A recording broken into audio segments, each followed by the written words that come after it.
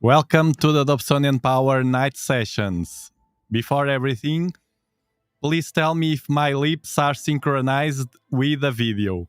The sound and the video is fine or not. Or if it is like yesterday, that I start the stream and the lips were not synchronized with the audio. Please just tell me in the chat. I did something and I think it worked, but we never know. Okay. Okay, the trick worked. Okay, this is a different live stream tonight. It's a different live stream. We are entering a kind of a sensitive zone. Let me set the tone. Let me set the tone for tonight. Well, freedom of expression, first of all. You and me have the freedom of expression about our opinions as long as we don't insult anybody or any institution, as I saw a lot in the social networks. So as long as we keep it within those thresholds, everything will be fine, because we are going to react. I will react, and I want your opinion by parts, by segments, about the first public meeting of NASA. And as the word says, public, we also are going to do the first public reaction from a citizen, and I insist, from a citizen point of view, as a world citizen point of view, because NASA, although he is from United States of America, is of world's interest, especially us that are in astronomy.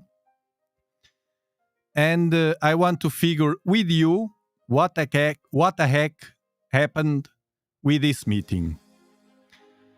So this is the tone.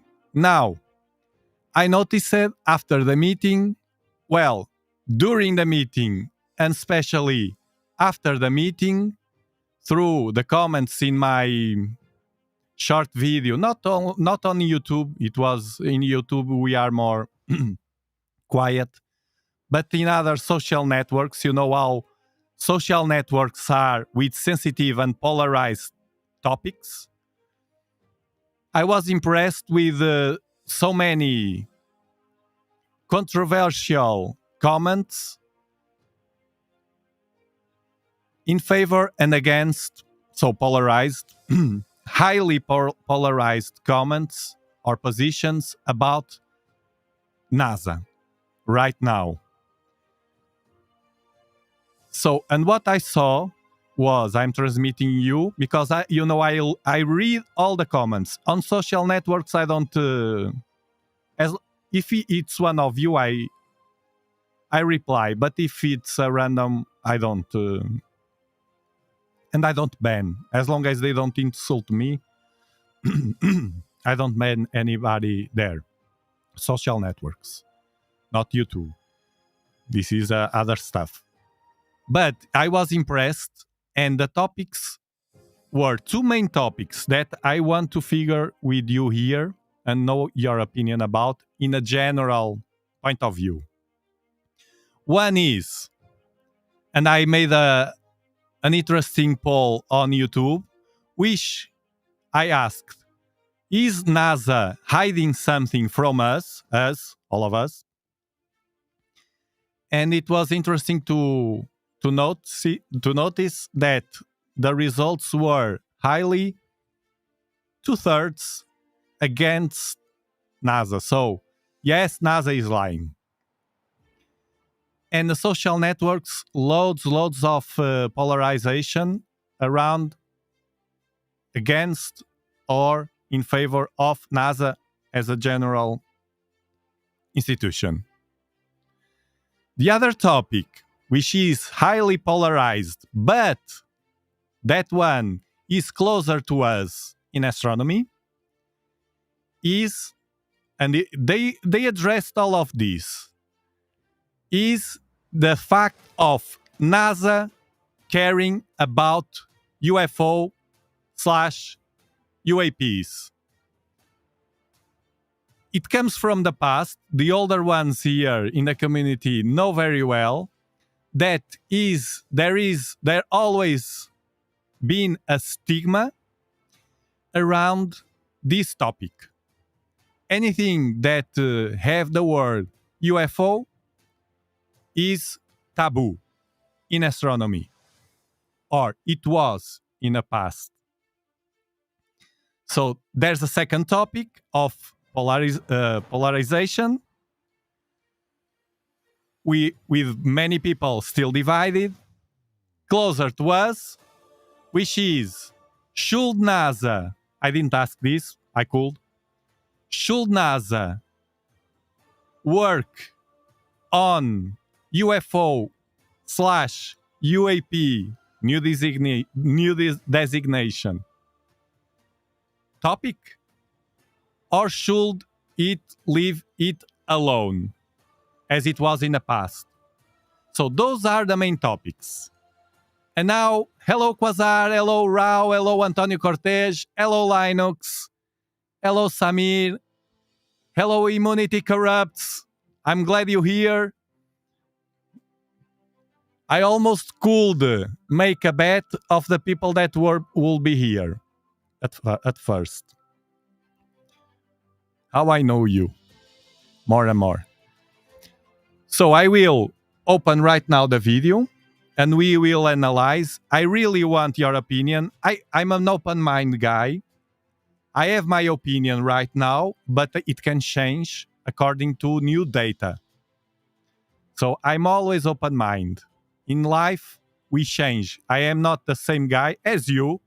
You are not the same guy that or girl that you were in 10 years ago, for sure, or 20.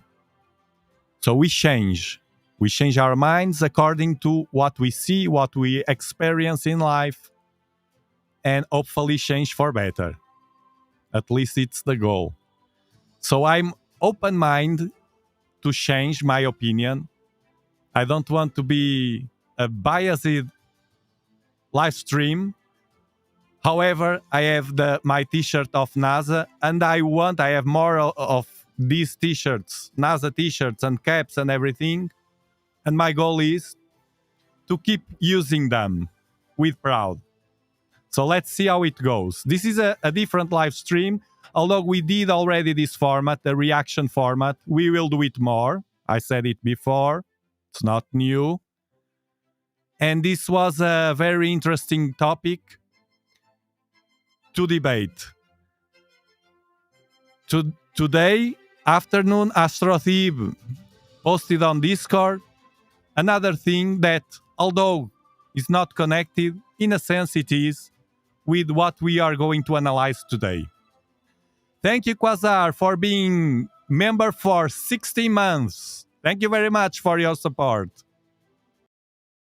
Thank you. Okay, that question about if we are not alone or we are is a main question also, of course. But this is not a new format. I will keep using it in nights like tonight, that is moon and clouds. And the post on Discord about today's, it was a transmission. The first, what a coincidence. What a coincidence. The first transmission, public transmission today, afternoon in here, from ESA, the European Space Agency, which is the equivalent of NASA in Europe, or at least it tries to be. It's the same kind of institution. And they transmitted live. I was watching it. Thanks, AstroThief, for remembering us on Discord. Go to Discord and join us. It's free. You can become an exclusive member. This is a member. Get free resources and links. If you like this, where is the Discord stuff? To participate in the community pictures, just join us on Discord and post your pictures there. It's free and you get much more engaged with the Dobsonian Power community. Hi Martin, I knew you would appear here. So, this was the first transmission, the one today. The first transmission from ESA of a real-time live stream of a real-time view of Mars. But instead of watching Mars as we do always here, they were watching from a spacecraft, so they were in advantage. And I'm glad they transmitted that for the first time to the world. It's another sign. So that's why I say it's more or less related with what we're going to analyze tonight. What the heck happened in that public meeting of NASA? Let's open it.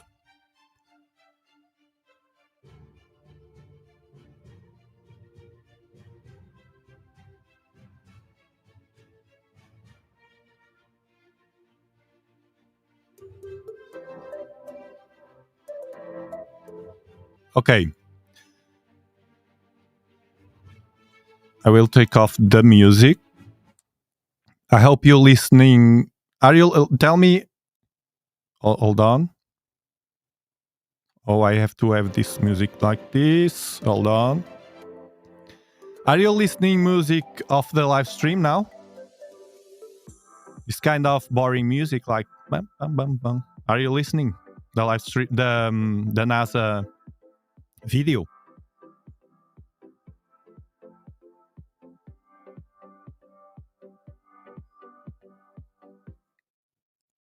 Okay, I will increase the volume. Elevator music, right? That.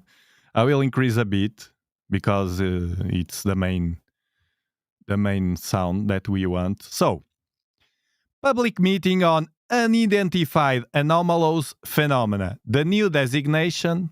I don't know what you think about this new designation. What's the intention of it? In my opinion, they are, as long as the other stuff they are doing, they are in a way preparing us, general public,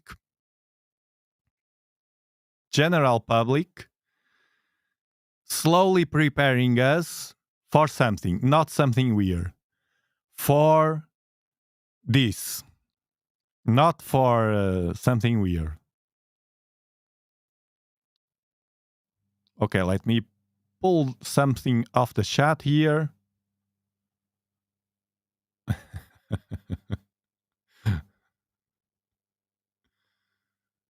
Tonight, Dobsonian is starred. Let me see. Personal opinion. To start by something.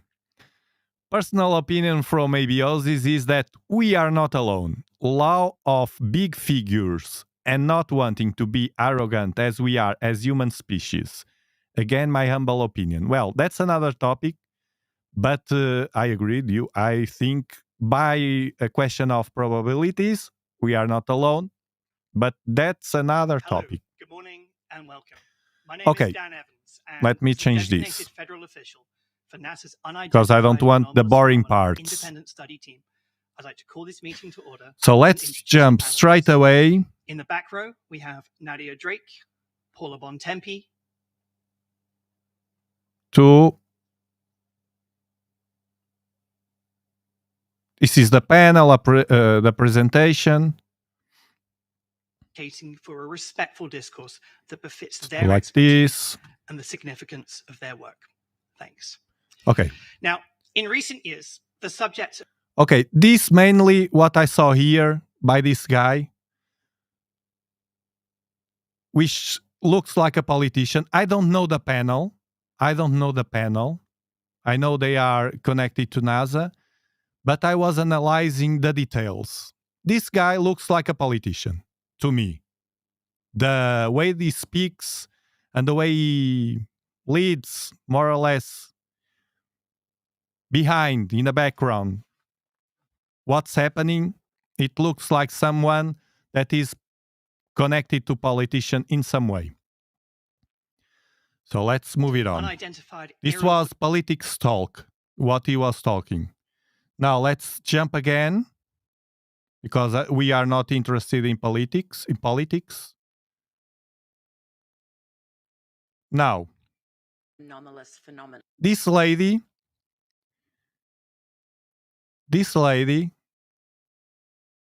will talk about the taboo, about the topic. Let's hear her. Before I begin, though, I really do want to double down on Dan's words that it is really disheartening to hear of the harassment that our panelists have faced online, all because they're studying this topic. Okay, did you listen? Did you listen to her? She was talking about that polarization I talked within the people. She was complaining. I think they should not care about that. They should do as I do in YouTube. Just ban them and keep moving with my work. Just completely ignore haters. They are not used to deal with hating, it seems. And they were very, very uncomfortable because of the comments in social networks. Come on, what did they expect? They are NASA and people, there's loads of different people out there.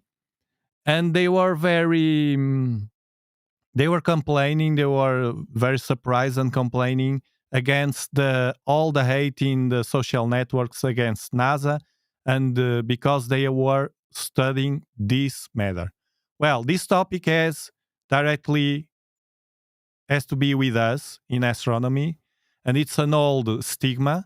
And I want to know your opinion about their job, about this. Tell me in the chat, please, because this is a main topic. Do you agree that NASA should be, or should NASA investigate or provide resources to investigate and work on UAPs matter, or should they not just simply don't care about that and study other stuff only? Yes. Yes. I agree with you. Of course they should. Of course. It will be my best answer to that. Of course they should. Of course they should. Because it's what people don't understand. Because, my opinion, the knowledge in everything that matters outside that we don't know, if we can't trust NASA, and that's why I say I'm pro NASA, if we can't trust, I don't agree in many things the NASA does. And one of the things I didn't like, this can be different the opinion from you, is that NASA was reporting to a government or science reporting to politicians.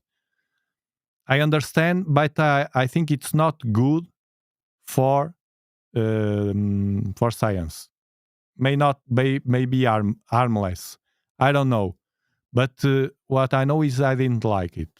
And the knowledge. In science, everything should be exposed. Of course, Antonio Cortes. And we will see something, because you will see in this panel, I will watch at the details, a different perspective of this here in the live stream. We will see later. You will see different personalities in the panel. For instance, now we saw that guy that looks like a politician and acts like a politician. But you will see clearly the guys and girls that act like scientists, and the difference between them. In science, everything should be exposed. They need Dobsonian power. Yeah, they need. a bit of that. Let me pull your.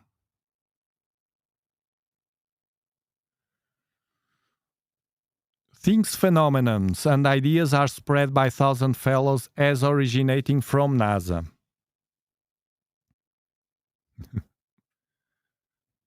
The study of UAPs is necessary to prove or disprove events. Only proven facts are important.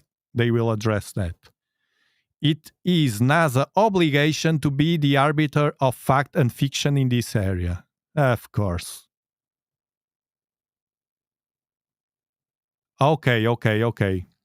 I hope you help me, especially the ones from the United States of America, to understand how it works.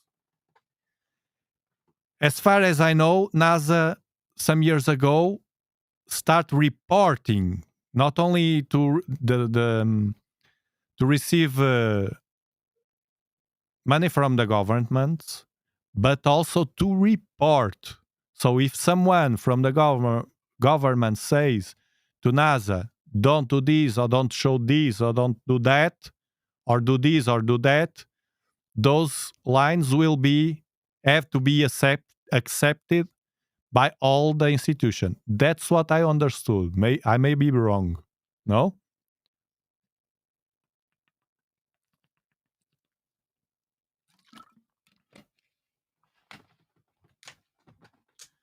They have SETI. Yes, they have SETI. SETI. I think it's. This is the biggest thing in all history. Could change all thoughts on our lives. James Webb is already showing things that rewrites our thoughts on the universe. Absolutely. Things that we didn't know. So many things that we don't know. So only where it does not conflict with the Freedom of Information Act. Okay. So the girl was, or the lady was concerned about the hate in social networks. You shouldn't. Just ignore them. Do as I do. Ban them. But okay, she want to express that, and she expressed it. NASA stands behind our panelists, and we do not tolerate abuse. Harassment only leads to further stigmatization of the UAP field, significantly hindering the scientific progress and discouraging others to study this important subject matter. So she's blaming the hate on social networks about the stigma they are suffering from study those kind of objects. I don't agree with her at all, because the stigma, the haters boost the negative feelings about something. It's how it works in internet. Anything that we say that is polarized, there's always hate from one side and from the other side. And the other side will always push and boost that negative feeling. But the negative feeling itself comes from other sources. This is internet, but they are new on this, I think. Like excuses, says Offrahead.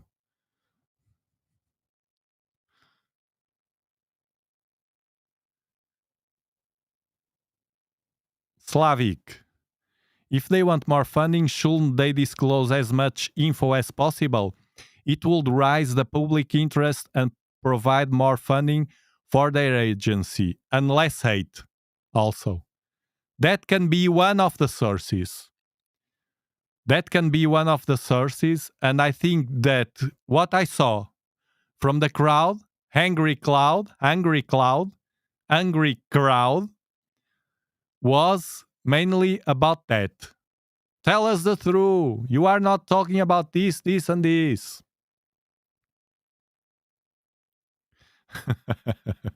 They got their feelings hurt by social media. Needs to learn, yes. This is another topic. They don't know. They are learning. Today I was watching the ESA, was an amazing live stream with directly Mars in front of the spacecraft and live to us. And they were a bit. They don't know. We noticed that. We feel that They are not YouTubers. But okay. They need to improve that, to tune that way of communication also, because they were communication most of the time using kind of communication that was not reaching the other side. The people on the chat was all over the place.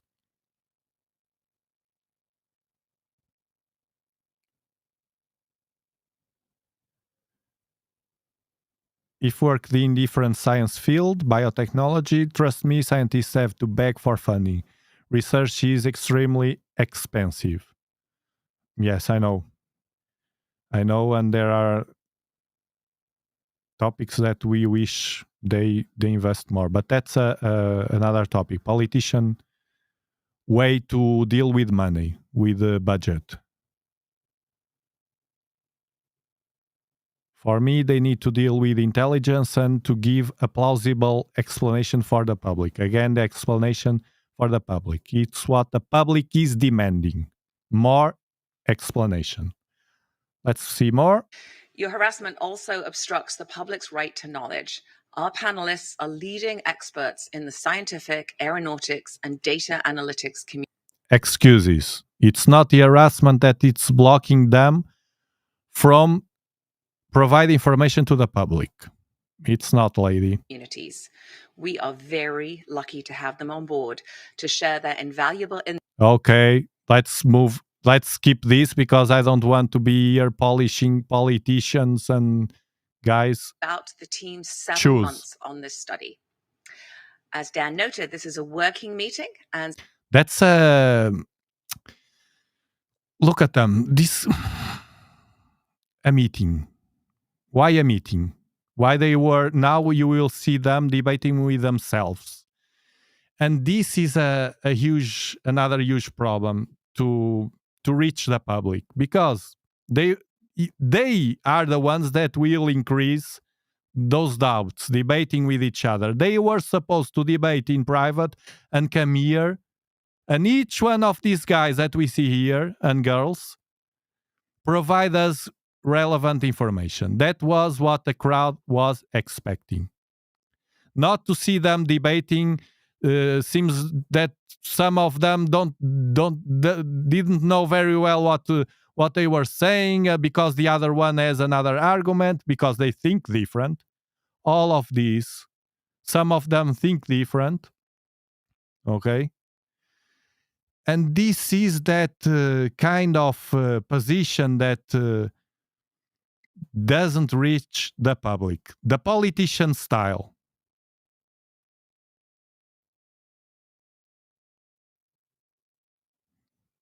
Stop talking about. Well, you can talk about food because I had my dinner already. Yes, kind of that. If you want to kill a debate, form a committee. And so the public will have the incredible opportunity to witness. Okay, we, the public, will have the opportunity. Thank you for. You see this arrogance, this may not be intentional, but it's the usual arrogance from this kind of people that doesn't know how to reach the public. Again. Witness the process of science in action. At NASA, we lead the world in exploration. And okay, you are the best. Let's skip this. You see?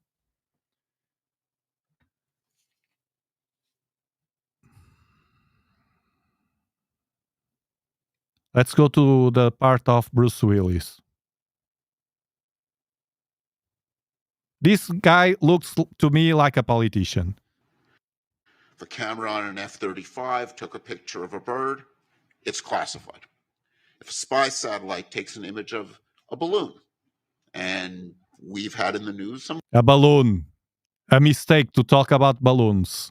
If I were you, I was not talking anything about that word. But you know what you are doing. Balloons recently. That data is classified. He will talk about classified data. We start to to getting into the business. And that's because of a desire to not reveal our technical capabilities to other nations. Okay, this is although it was very fast, this is a huge topic here. The guy was saying that, I will repeat. Listen very careful, because this is one of the biggest problems we have in the world right now. We still have. So this is it. Okay. Hold on. UAP and Hold on. are often classified primarily because of how the data is collected, Now. not because what's in the data. No, now. The camera on an F-35 took a picture of a bird. No. It's classified. Okay. If a spy satellite takes an image of a balloon, and we've had in the news some Classified. balloons recently, Okay. that data is classified. Now? And that's because of a desire to not reveal our technical capabilities to other nations. That's a problem. That's because of the desire of not revealing our technical capabilities to other nations. We still live in that world. And this is the big problem here with NASA and other institutions, no? What do you think? What do you think? They can share always with science. Scientists, pure scientists, share information, not only in this topic, share information. In the past, they can't because one is Russian or it's near Russia, and another one during the Cold War. Spies. And the scientist community, the pure scientists, not the ones that are corrupt, the pure scientist community doesn't care about that. They want science. They want to do science. To me, it's a huge problem in the world. Hold on. We need an international organization, or better, a supranational organization, which has the aim of dealing with all space things, research, exploration, and so on. An organization of scientists and technicians and non-political organization. That was what I was meant to make you talk about. Basically, right? That Samir, spot on. Basically, an utopia right now. We have science and we have power and money. Greed, power and money, knowledge, science, willing to know more, discoveries, power and money, having my money, don't care about the others.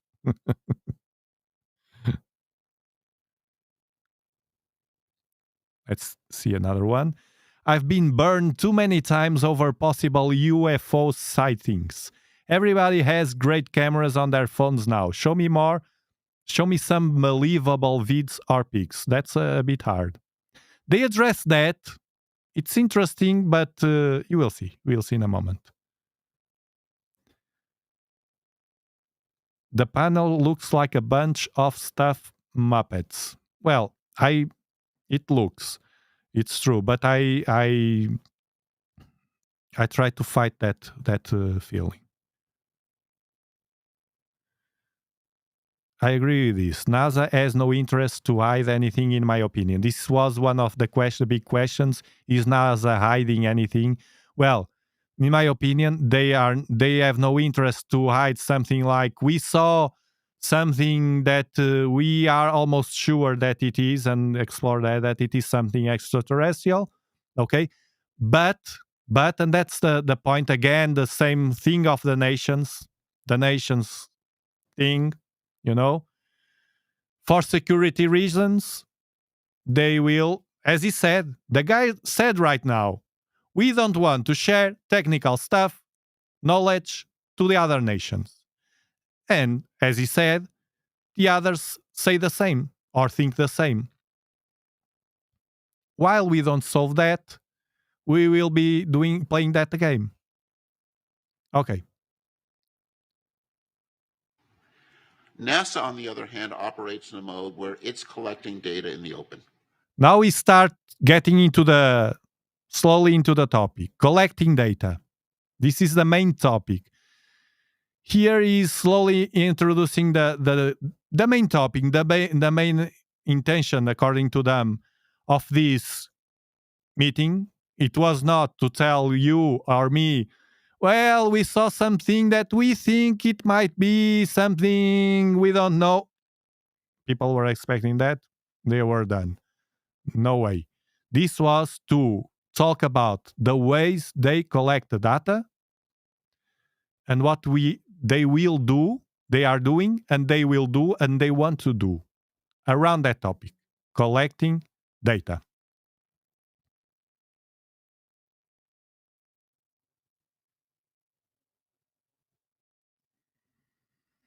Well, I try to fight that feeling also. The main interest of NASA is to earn funding for more projects. That means that their interests are actually interests of those who fund them. That leads to the first question we are talking about. They reporting to politicians.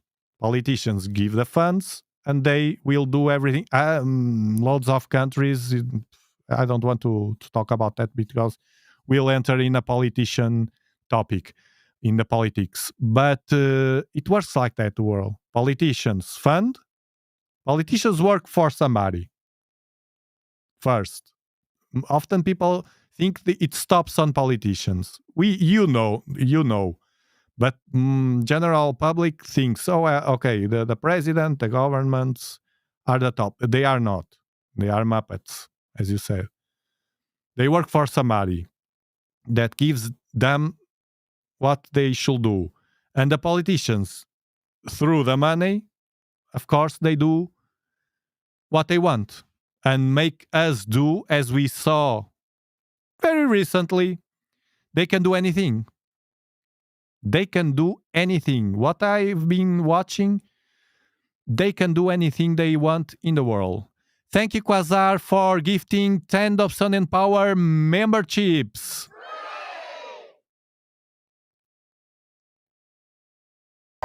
Thank you. Raul, Publio, Jeff Holder, Rosa, Aluminum, Dustin, John Boy Lee, AWO, Give Me Milk, not to me, it's the name, Corey, Fred, Lede, Biosis. Welcome to the Dobsonian Power membership. Remember that you can go to Discord and connect your YouTube account to your Discord account, and you have some benefits of the channel members, as well as going to the members tab on YouTube, on my YouTube channel, Dobsonian Power, and watch previous videos only for members. Well, let's move on. It cannot be fixed. No, nothing of this is easy. Or externally. There is legal language in international treaties which prohibits certain activities releasing data that proves an infraction is a problem. Well, everything that exists, everything that is legal, everything that exists is made by us. And when they want, they change anything.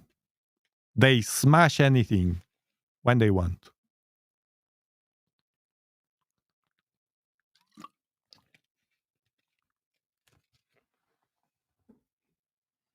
If they could stop the world for 2 years, they can do many more stuff if they want. Okay, let's move on.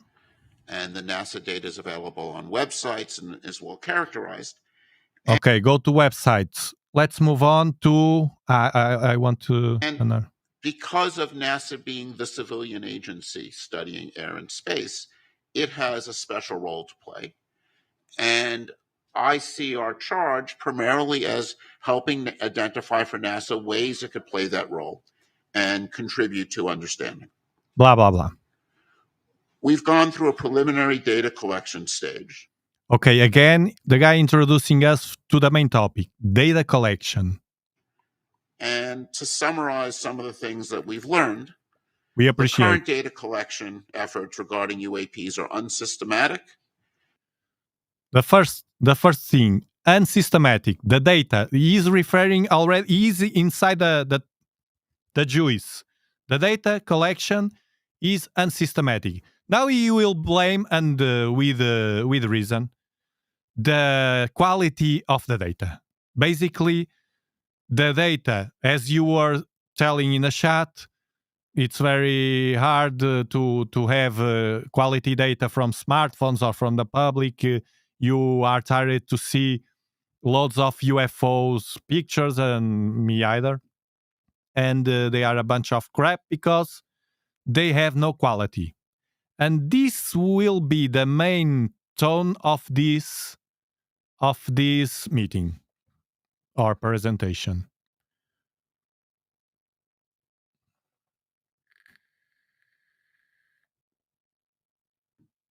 So, and fragmented across various agencies, often using instruments uncalibrated for scientific data. Agencies often using uncalibrated instruments is going deeper, you see, needs calibration, needs this, needs that to reach the point that they want in this meeting, that the data needs to be super reliable. And of course, it's impossible to us to have super reliable data unless I say NASA, hey, or other institution, format everything, my computer, my telescopes, for me to work for you, which I wouldn't do. And according to your setups, because, or what you want. Because even me with telescopes and you at home, we can contribute in other aspects, analyzing other stuff and photometry and etc. But if you like, but weird stuff, me sending to NASA, hey, I was in a live stream with my community and we saw suddenly something looks like an orb that now is common on Earth, orbs. They will address that. An orb passing right here. I have an image, it's not very clear, but I will process it on PixInsight for you. No, it doesn't work like that. So let's hear a bit more. I will pull that, skip that part because it's, I said it all. It's what he was talking about.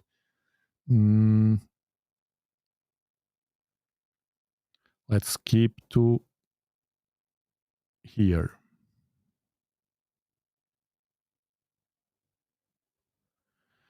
Now, this guy, I don't know who it is. It was very boring talking, but he has no fault. Here, basically, he will keep it. He will follow the words of the previous guy. He's following the same pattern in a different style. So he was talking, and you will see a bit. He will talk about unresolved. The thing, this was unresolved because of the bad data. Basically, it's the main thing here. Let's listen a bit. I also emphasized to Congress that only a very small percentage of UAP reports display signatures that could reasonably be described as anomalous. Okay, you start to shrinking the data. So only a small percentage of all, which is true, I believe. Only a small percentage they have doubts and they could analyze. We start shrinking to a small percentage here. The majority of unidentified objects reported to AARO and in our holdings demonstrate mundane characteristics of readily explainable sources. Most of them explainable sources. While a large number of cases in AARO's holdings remain technically unresolved, most of them, this is primarily due to a lack of data associated with those cases. Because of the lack of data. And blah, blah, blah. It was all around that. He was pulling these reports, stuff to justify. And from the sensor and the platform that's collecting it. This is a P3 on a training mission in the Western United States. They picked these up and they tried to intercept and was unable to intercept them. Okay. And they didn't know what it was, basically. Let's jump again. Let me check the chat. Of course, no one controls the space. It's not controlling, he's exploring, I think.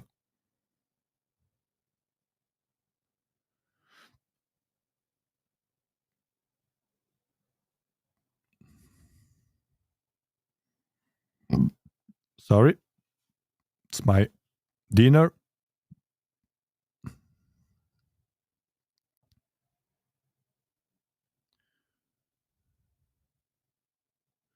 Yes. Yes. I think that they are preparing the public mind for a space agenda. It's important for the powerful countries to control space. It goes that way, I think. You are getting closer. Thanks, Abiosis.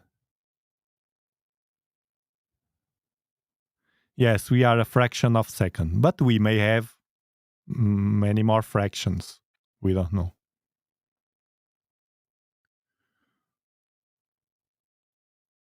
So they pull some cases to say something about it. Basically, they didn't to show some work, and they didn't find anything. And now let's go to. Then they had some FAA explanations about that to justify the work and blah blah blah.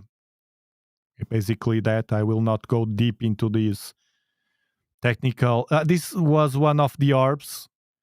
One aspect to have in account, but this to me is not nothing alien, but can be related with this, all of this stuff. This is not the only orb. There are more orbs around the Earth that appear. Someone did this, and someone is using this. So basically, I think it will go more towards the nations dispute here and there in the space. Then, and that's another big question. Are they doing this because they really want to know something about eventual life that comes here, or are they doing this only because of military reasons? I think it's more about military reasons. I don't know what do you think about that, but it's what I feel.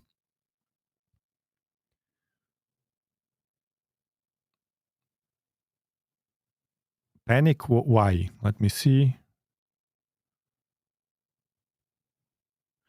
The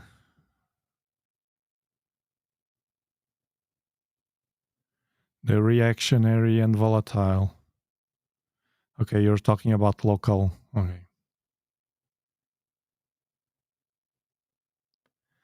Then FAA, these were FAA explanations, and let's jump a lot now to, because it's not fluff, but sometimes easy. They did a break here, and we jump to the 2 hours and 5 minutes.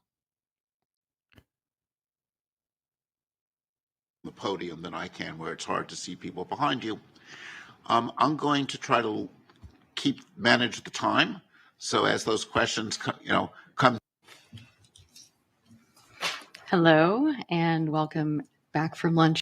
We have decided to continue focusing our recommendations on the aerial domain because that is where the majority of sightings and events have occurred, and also because we couldn't fully pivot to address the expanded scope of the new acronym. Okay, mostly to the aerial domain. That's logic. Beyond that, there are 3 points I want to make. The first is that for a number of reasons, UAP are obviously quite interesting. Okay, UAP is interesting. That's a non-military reason. It's interesting. It can be military or not. Right, that is why we are here. Recently, many credible witnesses have reported seeing unidentified objects in the sky. Okay, recently, loads of reports of unidentified objects in the sky. Some of which are behaving rather peculiarly. Oh, she speaks like me. In some instances, these reports include corroborating data from various instruments, various sensors. From sensors and instruments, iPhones. The challenge that we have is that the data needed to explain these anomalous sightings often do not exist. No data to explain this. Or are incomplete for generating a conclusive analysis. Inconclusive. My fellows, it's inconclusive. Basically, they don't know. Let's skip because now it's fluff around that. If you missed this event, here you will know everything and beyond.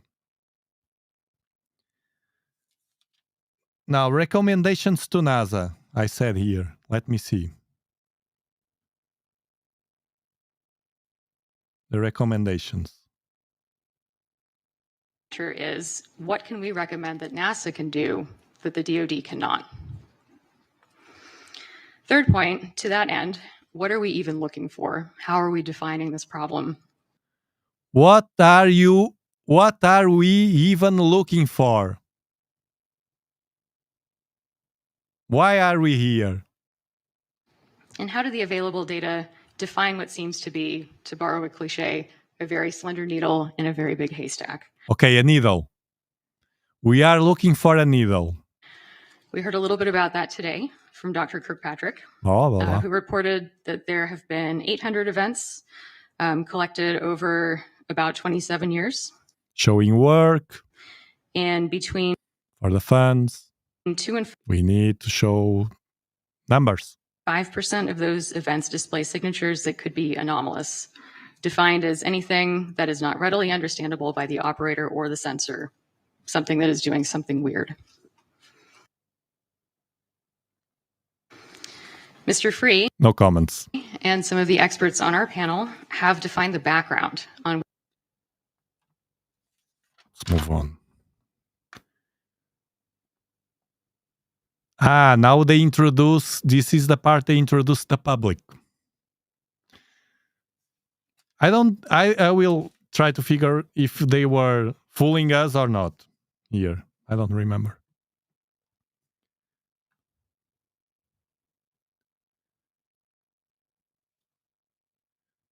Oh, I can say that name here, Samir. I think. If I can reach the end of this stream. If I disappear weirdly, call my wife.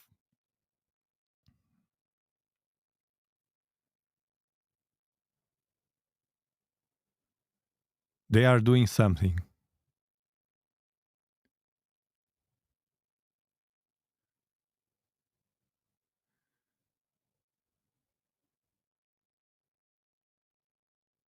What? As the guy said, reactivated military needs, most of all communicating to the others that they are doing something. But sometimes these military needs or political reasons boost our advance. Like it happened when we landed on the moon. Yeah, hopefully. I try to stay positive about this, about all of this. I don't know. Yes, for people. Yes, of course, Raul. This is for people. It's a public meeting. It's the first one.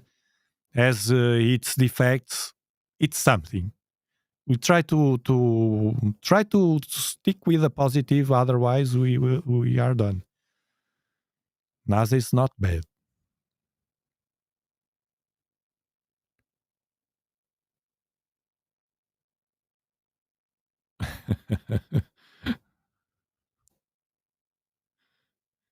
No, I don't know, Samir, but I don't want to risk. You know the algorithms.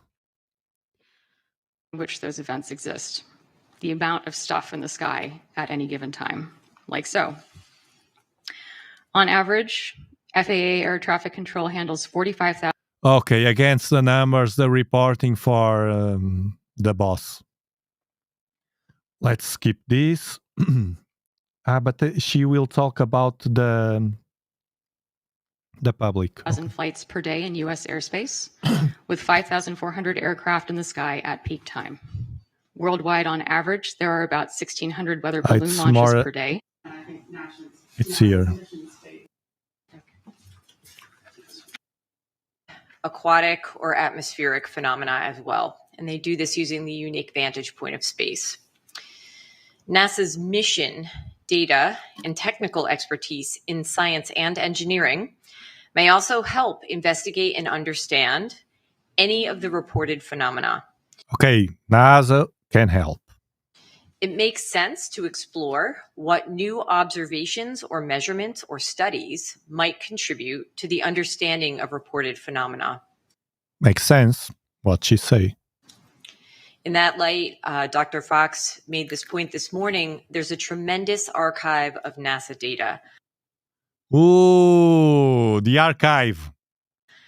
These are from satellites and other space-based and ground networks, as well as other assets, and these are freely and openly available to the public.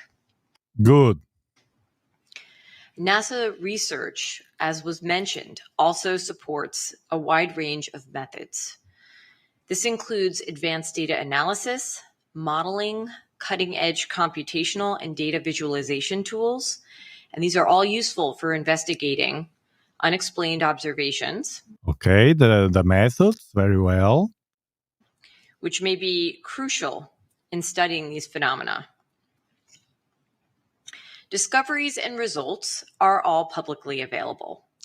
And this can be something from the characterization of extraterrestrial solar planets or the hole in the ozone layer. And these are communicated publicly through many outlets through the agency. Okay. So basically she's claiming that everything, the information flows publicly and there's no mystery around it. Let's skip it.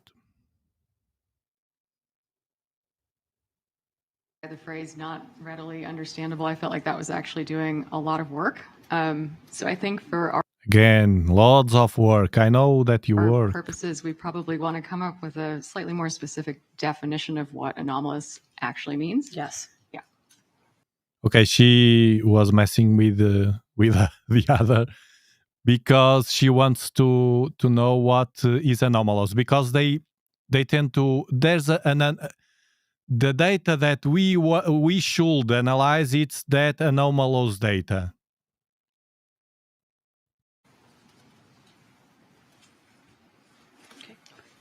Good. Thanks. Federica. You see the detail? This is the manager. You've seen something Here or in the you field. wish to report something. Look. So communicate. Okay. See? Here. Thanks. Federica. Next. This is the guy that is managing this. I don't know if it's official, but Hello, I think everybody. My name is Federica Bianco. I am an astrophysicist and a data scientist, and I bring this a scientist, astrophysicist. You notice the difference. perspective to the panel. So for the next few minutes, I want to emphasize some of the things that my colleagues have already mentioned about the data, particularly the status of the data that exists, and what the data that we should collect. She said it all. What they said about the data that exists and how we should collect. This is the main topic of this meeting. That's no other topic. This is the main topic. Then the intentionality around this and subtopics, it's other business.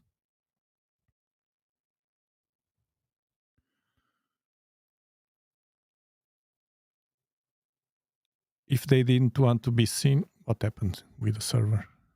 Okay. If they didn't want to be seen, they won't be seen. Yeah, well, that's another we are analyzing just this. That's another thing. If they exist, if they don't exist, how they exist. Very different opinions about it, all acceptable because we don't know. Popular scientists are affirming that they believe that they exist. Popular and non-popular also. Others they think the opposite. But most part, from what I see, most part of the community believes that some kind of existence in some way they believe. Okay, let's move on with the topic here. To really understand what may be.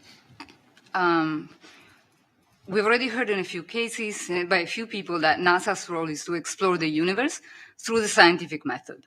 The application of the scientific method to discovery requires that the data meet some standards that allow the data-driven approach. She said it all again. Scientific method applied. This is the meaning of NASA works, and that's why it's important. Scientific method applied and reliable data. And now it will be all around this. And she's right. And there are many standards that have been established in the scientific community over the years. I can mention one, for example, it's called the FAIR standard, where FAIR stands for findability, accessibility, interoperability, and reusability. The current status of the data about UAPs does not meet these standards. This is important also, the current state not meet the requirements or something like that. Basically, poor data. Again, that's logic, no? Let's jump this a bit. We might be able to conceptualize signals coming from physical systems that respond to the laws of physics as we know them, but we cannot comprehensively produce all possible signals that could relate to or explain UAPs. Science doesn't know anything. Science doesn't know everything. Some things we can't explain, so it's difficult to understand things that we can't explain with actual science. That makes sense. And it's very important because many people think that we know it all. And they are not open-minded. This is science. It's a scientist. So the alternative approach in detecting anomalies requires a thorough and deep understanding of what is normal and usual to tease out what is unusual and unlike the rest. The distinction between normal and not normal. These methods typically fall in the realm of what we call unsupervised machine learning. Basically, she's in the background, she's saying that we are outdated with the methods and they will apply new and better methods. It's what my interpretation of this at the background. What is usual, maybe the balloons, the aircrafts, and a wealth of natural phenomena that we have heard of. And what is not again the balloons, please. Unusual, what is an anomaly, means anything in that is not consistent with the way in which those things look in our data. Once the anomalous signal is detected, it can be studied in more depth, either through the discovery data itself, but that may not be sufficient. So then we may need to collect additional data to study these anomalies. And this is something that in astrophysics we typically refer to as follow-up data. This can be very hard, especially if the phenomena that are anomalous are also ephemeral in time. So you have to promptly respond to the detection and set up follow-up observations. It's an extremely hard... Okay, I know. Or the location, or the conditions in which the sensor is at the time of collecting the data. The data should be collected simultaneously by different platforms, ideally in different locations in a multi-sensor system. So some of the data that we may want to collect are images, but also temperature, sound recording, spectral data emissivity that tells you the color in a very fine grid. You see, this is only a summary of some requirements they have. Of course, it's not reachable to any of us if we don't want to be stick with working for an institution, basically. As well as monitoring the motion of objects, which has been very important to Now she will speak about AI. identify what we have seen as UAPs that have been reported. Much of this certainly can be achieved with professional grade infrastructure and both new and existing infrastructure to do that, such as astrophysical and geographical observatories, both on the ground and satellites.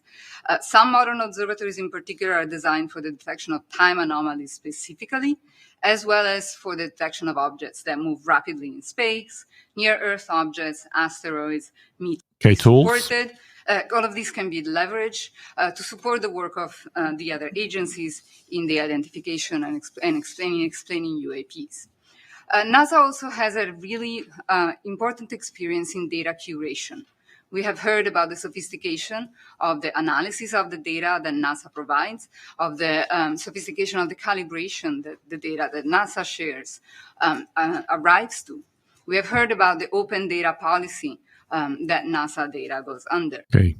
In astrophysics, in space science. So that can definitely be done.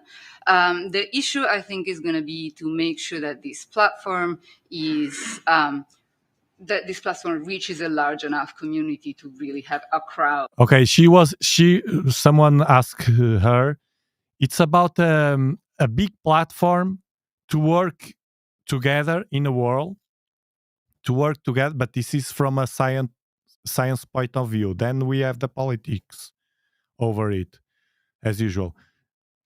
From the science community, a big platform to work together. This is it's logic, but to work together in collecting that data, as they did, for instance, with a black hole. They organized a small team, different small teams, and together they could characterize estimate the image of that first image of the black hole, which is not completely real because it was by estimating, but it's we believe it's almost real, and it was spread with different teams, small teams. What she is talking about is a huge bunch of people all over the world working to that goal, which makes sense. She talked about AI also to help in that work, but I think I skipped.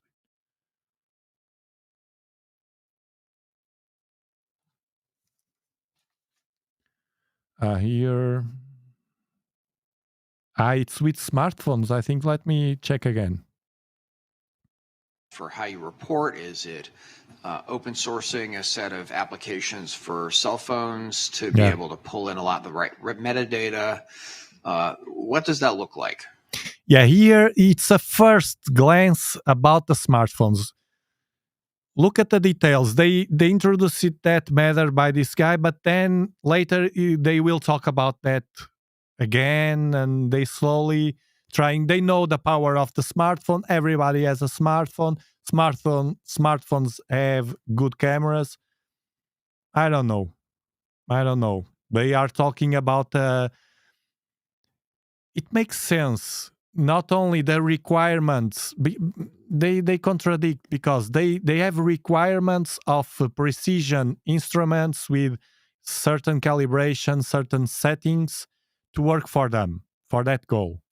But by the other end, they will talk, and she start here with this guy, about public using of smartphones with a certain application that could define some parameters to all together in the world publicly, me and you, with a smartphone can, if we see something, the smartphone can might identify it's interesting to analyze, and my neighbor by accident also did the same, and all that data. Well, it makes sense. I don't know if it's possible.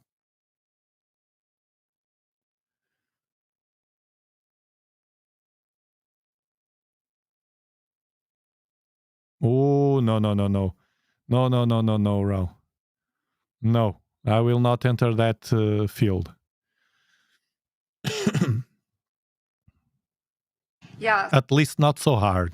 So I think guidance would just a set of guidance. I can tell that they are doing things. Okay, I can tell in generalist matter. Talking about other nations, powerful nations. That leads always to the problem of the nations, the competition between nations in the world. But it's true, it's a fact that China right now has a plan to have a spatial station which is 25 times, I think, bigger than the International Space Station. It's like a city in the space. And they are working on that. But it's all competition here. They don't tell anything, then the others don't tell anything. It's always the same problem, so I will not go deep in that matter. It's very sensitive, and I will stick with this. We have good people in the world. Hopefully they win. Best practices, etc., would just not be sufficient. I think what needs to be provided is a platform. You mentioned cell phones. Cell phones have been used for crowdsourcing, the study and detection of a number of things. It's true. Smartphones, for instance, I remember here in my country, nobody uses it almost. But they did, because we have different. Here we care about nature and bees.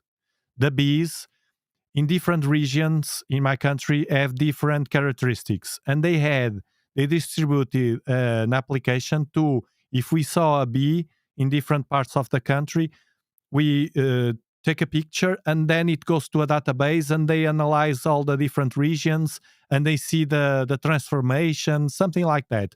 It was in a field of biology, but people are not in that feeling. They should increase, and this is important. They should increase the. Hold on.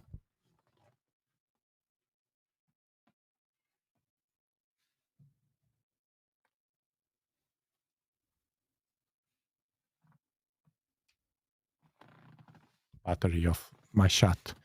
They should increase, instead of seeing what I saw today, and I see many times with this new generation of kids doing some idiots, some stupid stuff, killing themselves to get viral on internet, stimulated by this stupid culture.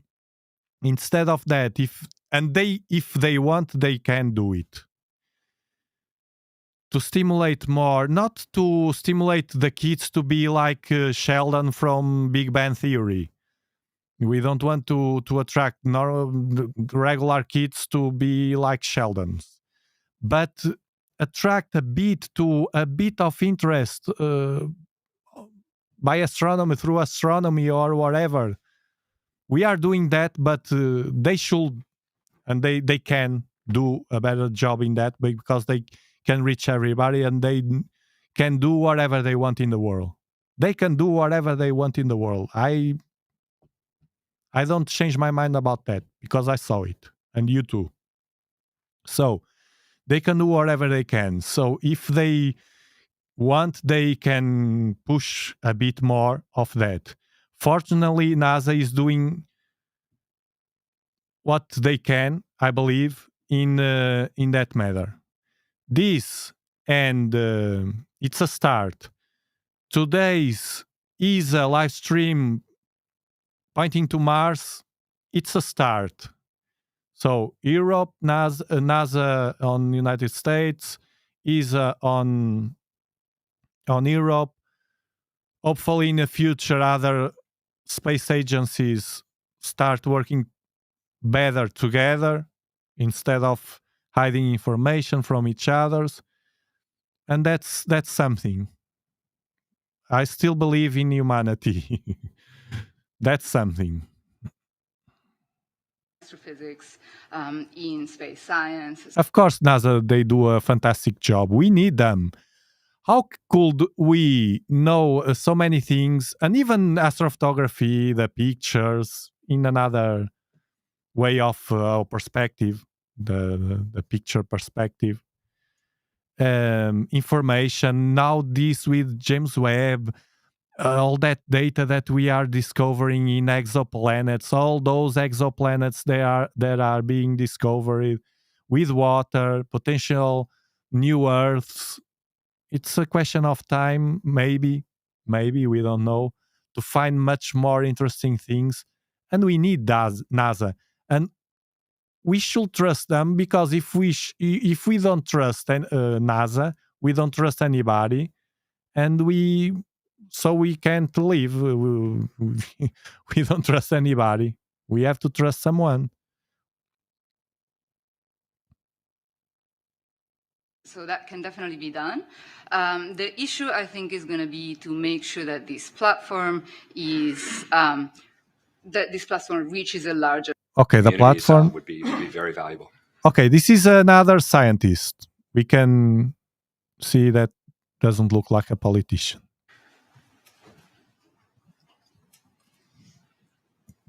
So, of course, NASA hasn't been researching the technosignature field for very long, and there's been a stigma with technosignatures for many decades.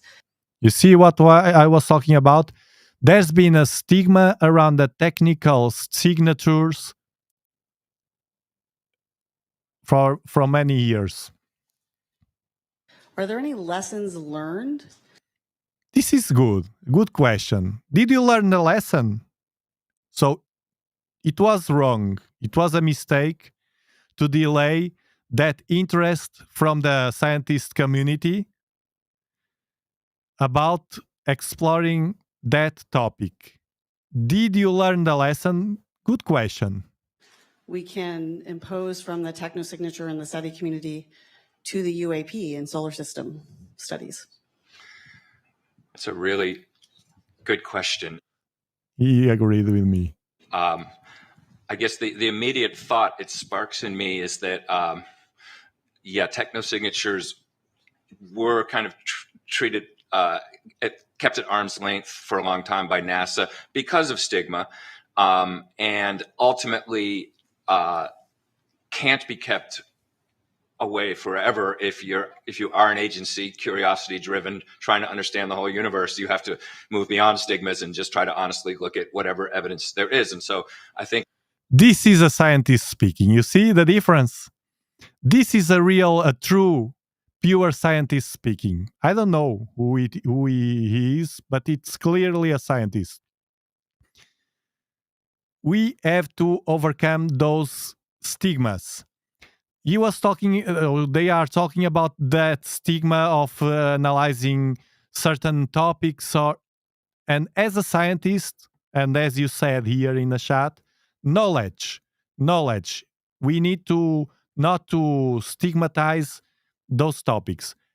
And I feel that nowadays, if I post anything in my YouTube channel that have an hint, although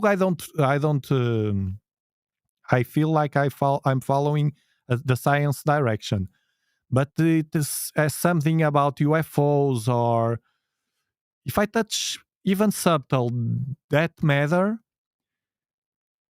different forums of old people, they will insult me. Here they will insult me. I ban them, but they blah blah blah blah blah, because they are stuck in the past, in that stigma. By the other hand, the opposite, people that some of them are excessive in that matter. You just read the chat, the NASA chat of this NASA chat or today's chat, but this one was worst. And you see crazy UFO fanatics and the opposites. We should get a balance. No, I think they talked about SETI, but I think there's nobody there, but I'm not sure. Because and may have been intentional. May have been intentional because of that thing that I talked at the beginning of the stream, that they want to focus on the data collection, not in people's and boost that fanatism about UFOs and things like that. SETI is a very scientific work, and I think they didn't want to emphasize that to avoid those haters and fanatics and people like that. I think it was intentional. I think in that broad sense, the same lesson ought to apply to UAPs. Well done. As someone Well said. who has been working in astrobiology and data sciences for some time now, Another scientist. it strikes me when both Dr. Bianco and you talked that the differences that seem to me between biosignatures and technosignatures fields and the UAP field, again, relies on the data. So biosignatures and technosignatures, they have very well standardized data sets. They have been collecting data sets for some time.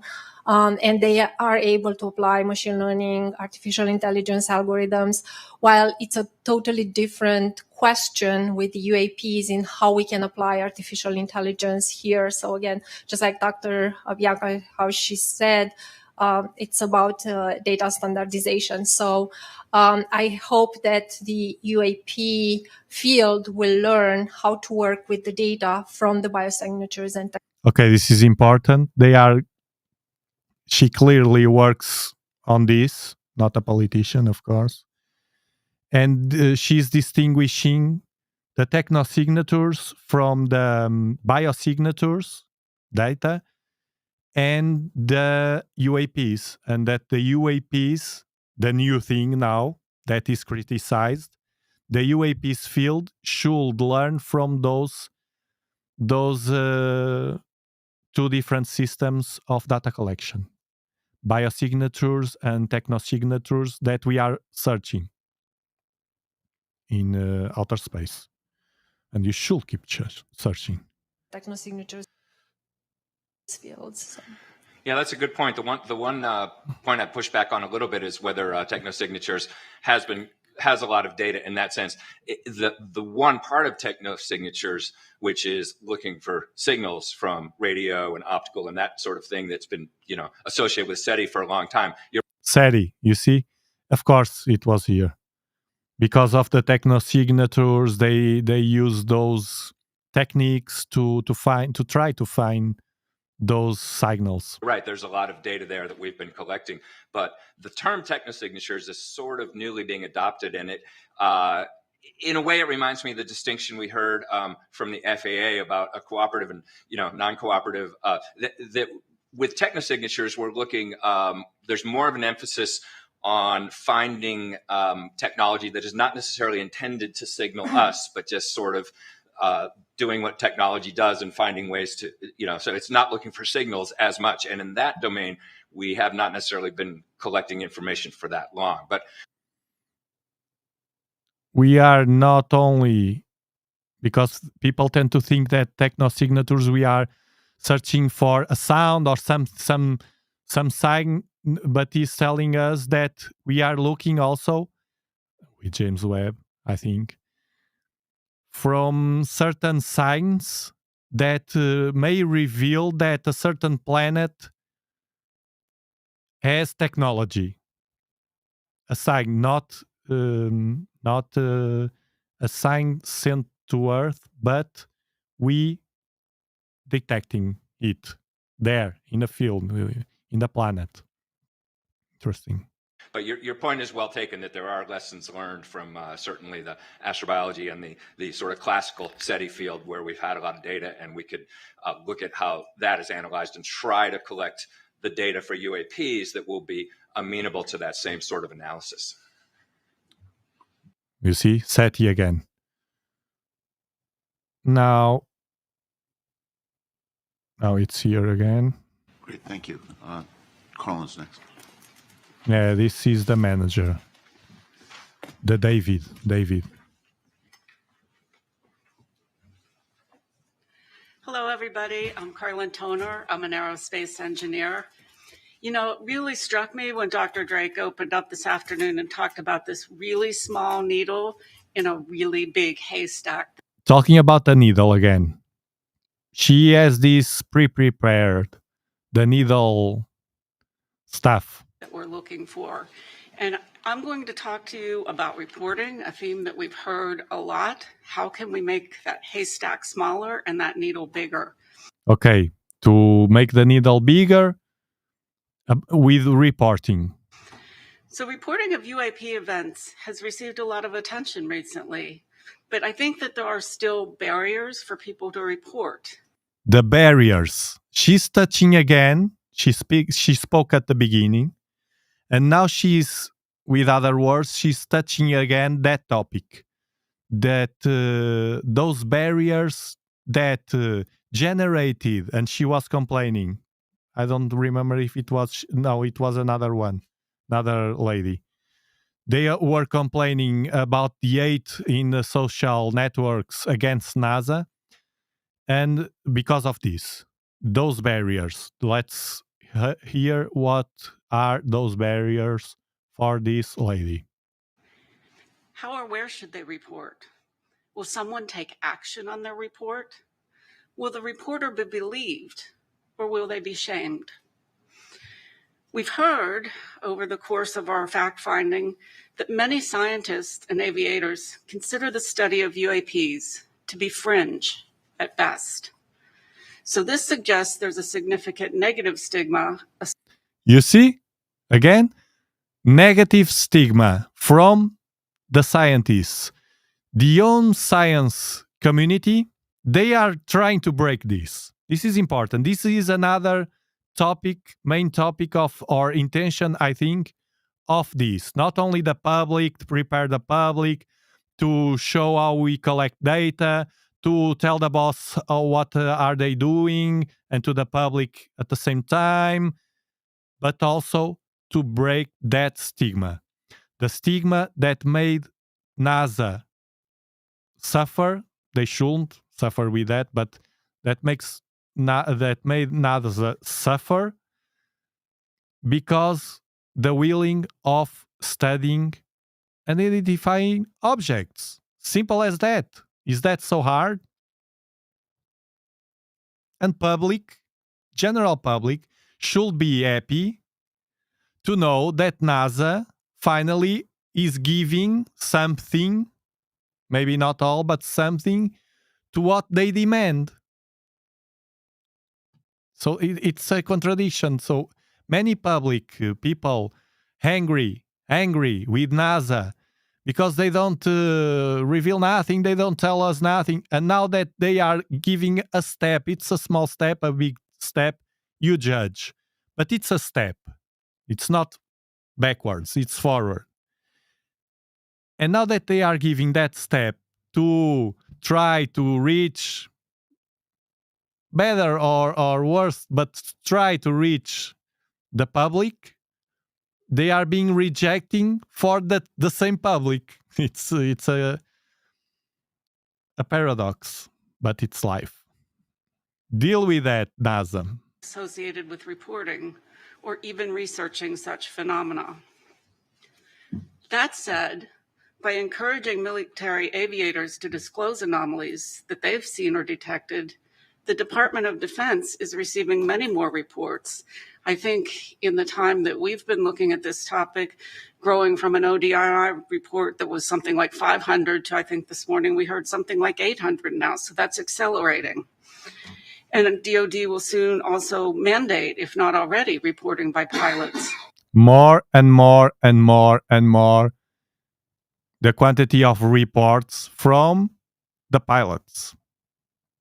Which will even grow that. This is a good sign because it's a sign that they are more comfortable releasing some information. At least they can filter, or the filter is not so narrow. They used to use a Optalong L Ultimate, to release the information, and now they are using a broader, an L Pro filter to let pass more, in this case, information, not light. Sad. This is good. I would propose I see the positive. I don't know why people are so angry with them, but to this panel that NASA can help make it safer for researchers to explore data in the civil airspace domain simply by starting that work internally. she's giving a hint to the guys in the field internally. She's a powerful word. Simply by starting the work internally from inside. It's important because I'm sure they have loads of people with stigmas. Likely, I don't know, but probably the most of them, because it's a big institution, old people there. The Dobsonian can't be used for pictures, only for visual. The same attitude. You can't do that with a Dobsonian. No. Look, I did it. No. It can't be true. That's fake. NASA could It's the attitude. look at how civil anomaly data is shared, study how to incentivize reporting, assess the possibility of crowdsourcing data, which I think we've heard a bit about this afternoon, or sponsor and participate in conferences on UAP detection. Our team has really only seen, I'd say, a few unclassified images of UAP, which lack the contextual data that's needed to understand their true nature. And I believe we've heard a single firsthand account from a former military aviator.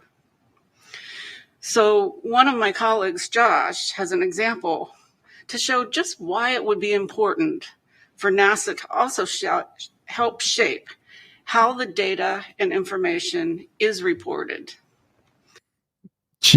It seems it's an institution that works with NASA, and she's claiming more and more participation from NASA. I think it's what she's saying.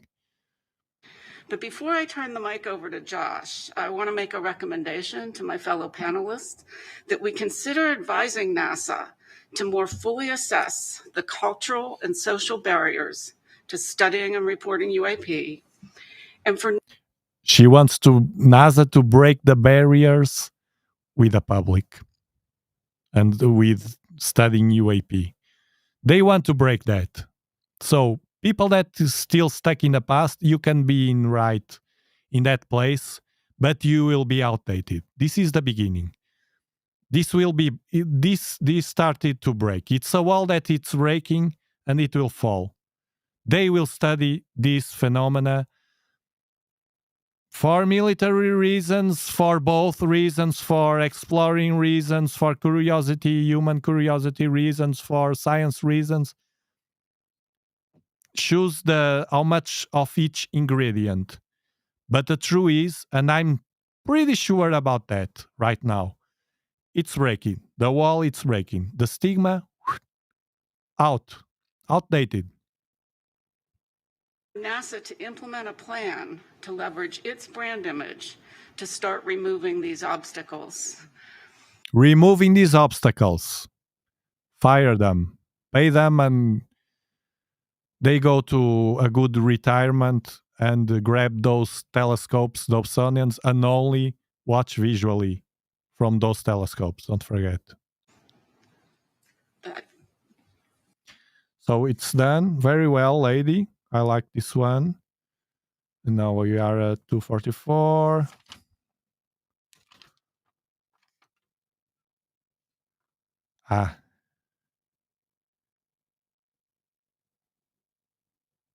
This is a NASA guy.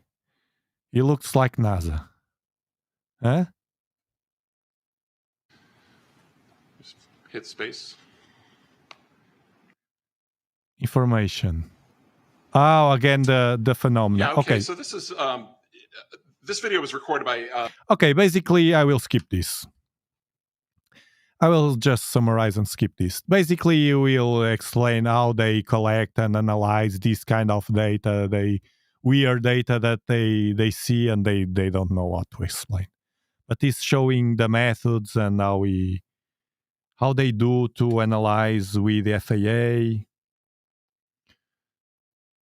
So we are 246. We will skip to basically how the data is collected, which is again the topic.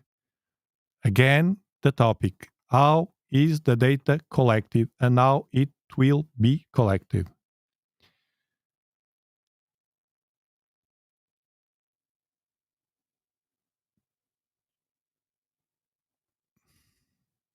Here. On to stabilized frame to frame, just like some of those TikTok videos you see, right? Same Again. Yeah, I just wanted to jump in here. I think. This is an FAA pilot. He looks like a retired pilot. I'm not sure he should be retired. A guy with experience, years of experience piloting. So it has a more simple way to speak. I like. He doesn't need to prove anything to them. He did already a lot for his nation and to the world. Make a couple of comments to just follow up on what Josh said. In my experience of flying, over 15,000 hours, 30-something years in airplanes and both in space, and the environment that we fly in, space or an atmospheric flight, very, very conducive to optical illusions. Mainly this. All that he will talk now is around this, giving you examples of, and I truly believe this, because our brain, very well, our brain is constantly tricking us. So the illusion, even yesterday, I was going outside to try to find Venus, and I was watching many Venus in my eyes. Well, I knew that was not Venus, those floating balls, because I was looking to the sky. I was inside, then go outside, and probably the blood in the head. I don't know. But something was making me watching the sky and see things in my eyes. So the optical illusions, and he will give different experiences around that, which supports the fact that some of, or if not all, of those pilots that reported weird stuff may have been optical illusions, and we have to count on that, which is rational.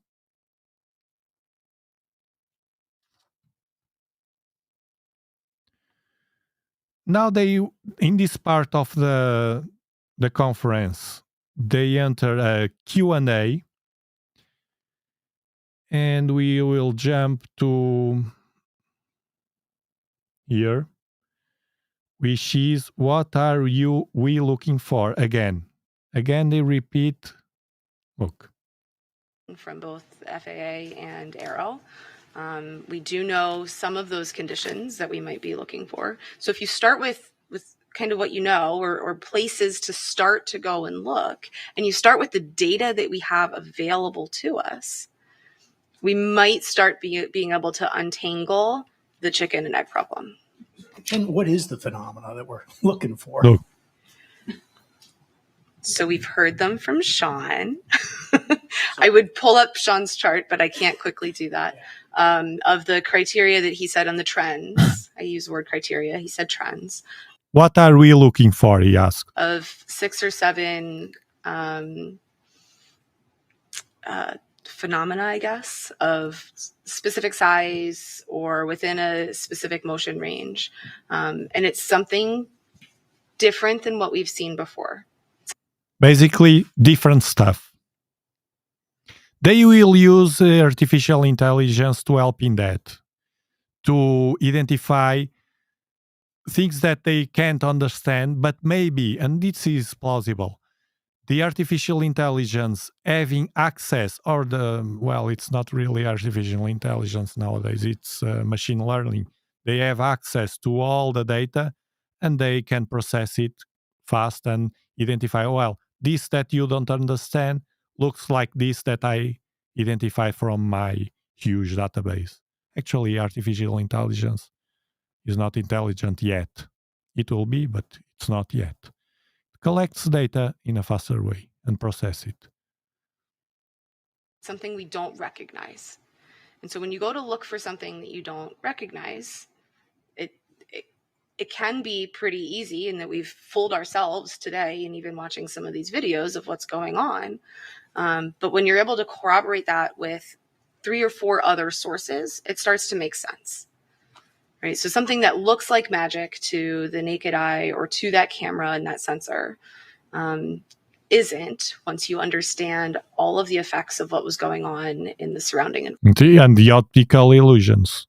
What our brain interprets after a good processment, at the end, it was nothing that we thought. And we have to stick with that. That was too much sport. Yeah, what does it mean?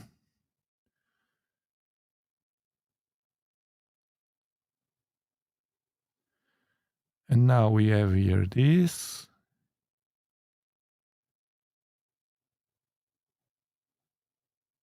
What are the science overlords hiding? What are the science overlords hiding? And look at the details. Look at their faces. Look at their faces. Laughing, laughing, laughing, laughing. Looking at the smartphone here. Look, this is laughing. These two this one is looking at the papers of the manager. He is laughing to the others, approving they are laughing, and he is smiling and looking at the papers. What is he writing? This girl is looking at the iPhone or the smartphone, but laughing, laughing, laughing. She's smiling. The FAA pilot smiling, smiling. The scientist, I don't know, smiling, smiling. Look at them when they treat this like a joke. This sentence. Let's hear again. Are? What is NASA hiding, and where are you hiding it? How much has been shared publicly? Has NASA ever cut the live NASA TV feed away from something? As NASA, they are laughing, but they shouldn't, because many people think they lie. As NASA, why NASA cut? It's a regular complaint in the public social networks that NASA cuts the live feed because something weird happened. Why did they cut it? Something like that. Has NASA released all UAP evidence it has ever received? What about NASA astronauts? Do they have an NDA or clearance that does not allow them to speak about UAP sightings? Do the astronauts have something that they have to follow and not allowed to speak? Well, these are important questions. They are joking with this, but these are important questions, especially in the world right now, that we are sometimes not allowed to touch some topics. We, in certain circumstances, are not allowed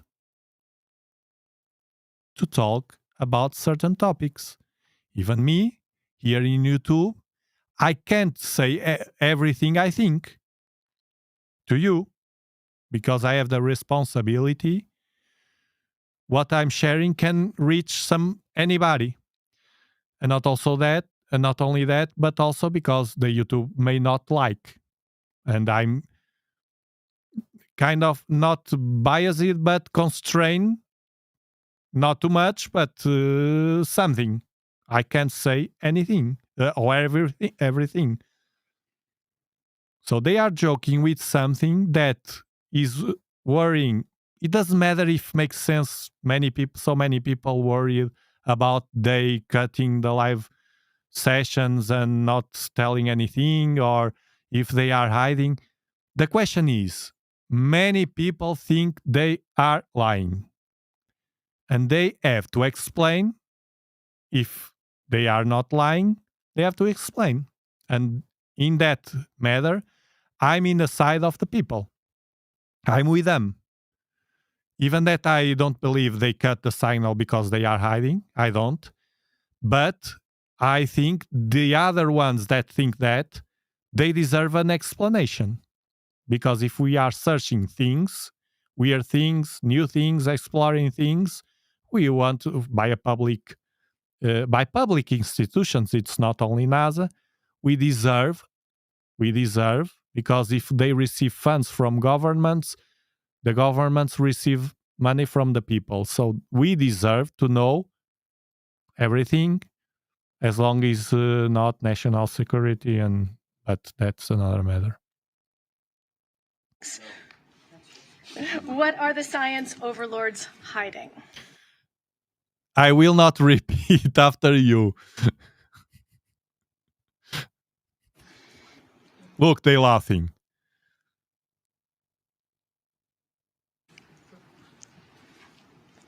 Dan, Are you hiding?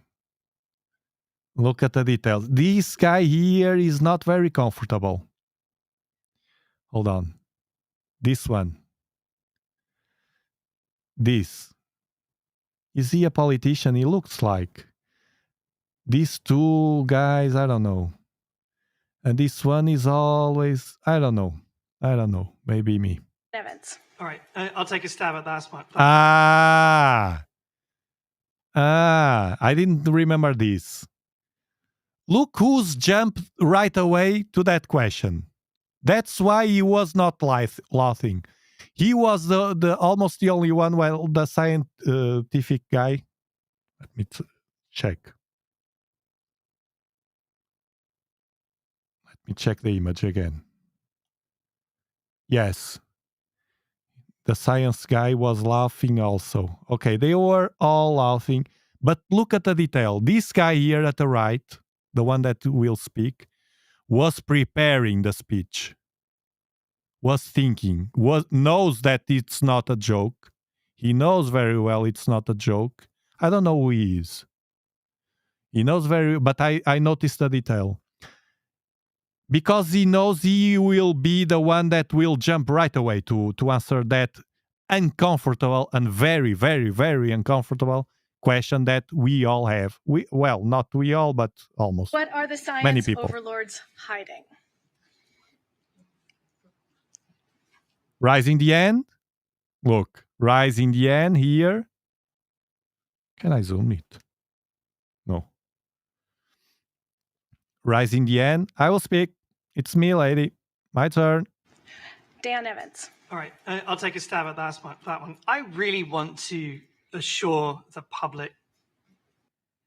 Speaking to the public. Let's hear. I don't remember, honestly. And to double down on some remarks I made this morning, that this agency is absolutely cast iron committed. Looks like a politician to me. To openness and transparency and... They are transparent. Honesty. They are honest. And that commitment also extends to our live NASA TV feeds. They provide real-time footage from... Okay, NASA TV feeds. Okay, let's give him a chance. NASA TV feeds, they provide live feeds. Our various missions. Of the missions. Now, to my knowledge... Hold on. To my knowledge. This is not a good sign, what he's saying. To my knowledge, they are telling the truth. They are sending us the things that are true. To my knowledge. So if it's not true, I didn't know. Oh, but no. I didn't know. This is not a good sign. I'm being rational here. I'm not... actually, I'm more pro-NASA. But I'm being honest with myself. To you. NASA has never intentionally cut... To my knowledge, as far as I know, NASA never intentionally cut live feed to hide anything, and that includes UAPs, of course. If the guy before me, that was before me, did that, I don't know. It looks like in a job. When the guy before messed the things, or you blame the other one. Looks like a politician to me. Sometimes there are interruptions to our feeds, but that is simply because space is a complex place. Okay, I believe that. There's a vast array of natural phenomena, human-made objects, and so forth. But again, I wanted to reassure the public that we're absolutely committed to providing the public transparency and openness. Look straight at the camera with lying eyes.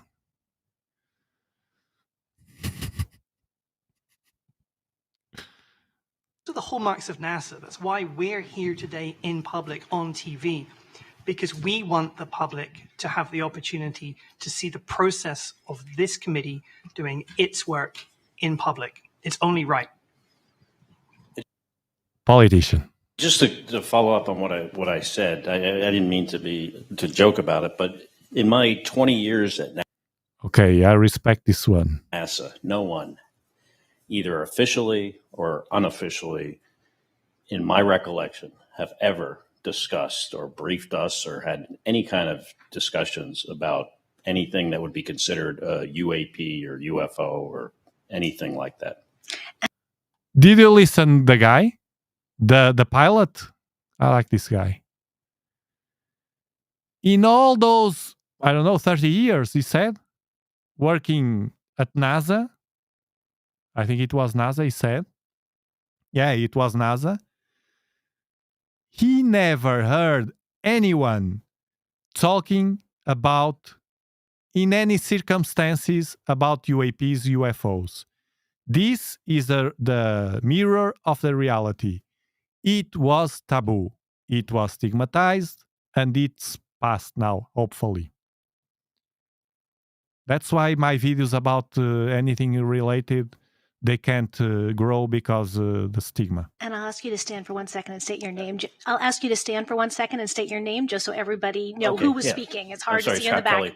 I'm just following up on the question about if NASA asked. She was angry. I noticed that detail. She didn't like what he said, and she was angry. Now, stand up, guy. Stand up and tell us who you are so we can judge you. It's my feeling. I don't know if it's true. Don't take me too serious. Astronauts ever signed an NDA. But he's uncomfortable now, you see. She made him. I didn't like this. She made him stand up, say your name. He's not. He's a pilot, but he's not right now in the army. Look again. She was angry. Just to follow up on what I said, I didn't mean to joke about it, but he's almost apologizing. Look, scratching the head, looking down, like I'm sorry to saying this. Uncomfortable. In my 20 years at NASA, no one, either officially or unofficially, in my recollection, have ever discussed or briefed us or had any kind of discussions about anything that would be considered a UAP or UFO or anything like that. And I'll ask you to stand for 1 second and state your name. I'll ask you to stand for 1 second and state your name, just so everybody know who was speaking. It's hard to see in the back. Kelly. I'm just following up on the question about if NASA astronauts ever signed an NDA or anything of that, anything like that. In my experience of being in the astronaut office for 20 years, there was never any formal or informal discussions at all. Formal or informal, not even in the bar. These are important details. About UAPs or UFOs or anyone reporting anything that would suggest something from forbidden, beyond our planet. Thank you very much. Yes, please. Just want to make a quick comment about the culture of science. The scientist. In relation to this question. Scientists by nature are at least intellectually sort of rebellious. It's in our nature to question authority. That's how you're a good scientist. You don't just take someone's word for it. You try to discover the truth. And you see what I said? This is a scientist. For that reason, this question about what are the science overlords hiding, that's sort of written in a facetious way. But look at the detail. He's backing up the guy, the pilot. They still have fear to talk. This will be break, fortunately. I just want to emphasize that there's no way that all scientists could be in on trying to hide something, because it's just not in our nature. If somebody told me to try to hide something as a scientist, that would just increase my desire to belay that order. You see, as a science guy, if someone tell me, well, fortunately, hopefully you are like that, and many of you. Please don't refer to any country, religion in the chat. Country, religion, I don't know, genre, anything that can be susceptible of misinterpretations. We are all equal here, and we don't want to distinguish countries and that thing, because we don't want to contribute exactly for the thing that I'm criticizing, the lack of communication and freedom of communication between countries in the world that always existed. If I'm criticizing that, I can't allow, and it's not logical, to be here. So please. And to release it. And I think that's true of our community in general. I know that it was not intentional, but it's a reminder for other people also. All right. Thank you so much. You see, the guy backed up. The guy backed up with science, basically saying that scientists are here to improve the knowledge and to explore. And if someone says, hey, you can't reveal that, this is important. This is the best argument, not the others' arguments the politicians style guys said. No, we are not lying. You saw my short video. Are you lying? No. That's not an answer. This is an answer. We are scientists. We want to follow knowledge. If someone tells us not to reveal something special that we found, and life in other outer life or extraterrestrial life is super important for humanity, we can't hide that. This is a science point of view.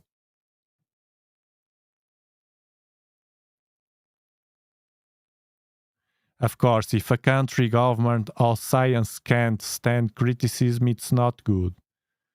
It's true. I don't know if it's because of what I said.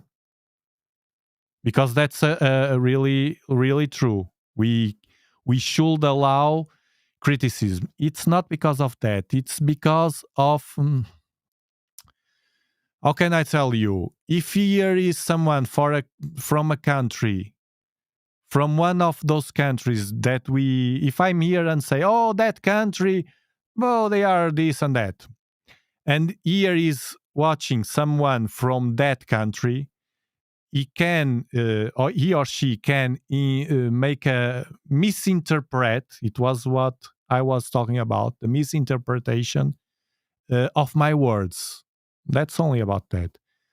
And I know that when you talk about when you say some certain things, it's not intentionally, but that can lead to other people that are random, that fall here and don't know us, to interpret that they can talk like that, or people are different, and we have to be careful in what we say. I'm trying to be careful here with this sensitive topic because of that. I am going to go on to our third set. Yes, it's not. I know the one that I know very well, because I know you. The ones that are here regularly, I know you, and you are all good people. No, it's because of others sometimes. And here, it's that thing that I said. I can't say everything I want, because YouTube doesn't like, can flag me. Someone may not like. We have to be I have to be very well. You have certain freedom. We can manage that in a chat. But what I say here in a live stream, I have to be very, very careful in what I say. Actually, the good news is that I think I know what I can and what I can't say. So I play within those thresholds. Set of questions, which is, has NASA been tracking Earth's atmosphere, or are we also studying bodies of water for to be transparent? I think that's the first step in trying to really normalize the study of UAPs. And Again, the third time this lady talks, normalize. We talked a little bit earlier. He's laughing. He's smiling. He thinks the same. About the reporting, about how to make it credible. And we talked also about UAP in one of the earlier talks this morning of the definition of the A, whether it was aerial or anomalous, as the legislation now. Office Aero, Sean's office, and its previous or predecessor organization, the UAP Task Force. And we have really benefited from very fruitful collaborations among those various entities. And quite frankly, as a taxpayer, one should expect nothing less than the government. As a taxpayer, you see, he's always thinking, but thinking as numbers. Taxpayer. But he's always thinking what he's saying because he knows the public is watching carefully. Government to be working effectively across different units together. It's only right. That's true. That being said, it's also important to acknowledge what NASA's perspective is in this study, and to acknowledge that the Department of Defense, the intelligence community have massively different equities about the study of UAP, and they have different interests. Ours is a purely scientific one, so we collaborate, we consult. It's a very good relationship, and I agree wholeheartedly with Carla. Okay, he's talking well said. Pure scientific coordination. A whole of government approach is absolutely the right one to take. I hope you are right. Great, thank you. I will move on to our sixth bucket of questions. To work together, and many organizations. Again, act together. Well, these are beautiful words, but they need to be put in practice. This is something. So it's a process. It's a road. It's a process. You see, it's something. It's better than nothing. Roadmap, and we work collectively on this. And collectively, you see that the emphasis in. We hope that within our hope, as we do. Lifetime, we will be able to answer this big question of whether we are alone or not, and also to better characterize this phenomenon, which is UAPs. She's a scientist for sure. I want to supplement that excellent answer by noting that we have not seen the extraordinary evidence. Right? We have not seen nothing. This is the part when I took off the extract to make a short video when he said, and the emphasis on we didn't see nothing. And it's true. I think. No evidence. And now there's an interesting question here. I wrote here, what if? What if? I don't remember, but... Groups such as this one, and we need to wait on final recommendations, and then we'll make an assessment. So too early to say, but of course that's all couched in the fact that federal budgeting is a very complex process, and we will... Federal budgeting is a very complex process. These guys are the connection to the politicians, for sure. And look that I'm analyzing from outside. I have no clue about that. Always follow the law. All right. We're making good time. We have one more question This one is good. that encompassed many of the ones we got, which is, has NASA encountered any aliens or extraterrestrial life? Has NASA encountered any aliens or extraterrestrial life? What happens if the public comes across extraterrestrial life? What would NASA do if extraterrestrial life was discovered? What would NASA study or do if extraterrestrial life was discovered? This is important. What NASA will do if let's say that we find something, or NASA finds something. Well, we have evidence. Finally, we have evidence. This girl is laughing about that question. But this is serious. At least I think. What if NASA finds something and they are sure that is extraterrestrial life? How will they communicate? This is important because the truth is we don't know. And what if it happens? How will they proceed? They act. Was discovered. Now, I think it's worth making a distinction that when we talk about extraterrestrial life, we do have a study within NASA of astrobiology, which is not intelligent life necessarily. And so I invite you, as you answer this question, to... She's emphasizing the fact that doesn't matter if it's not intelligent. Life, a bacteria or something. It can happen.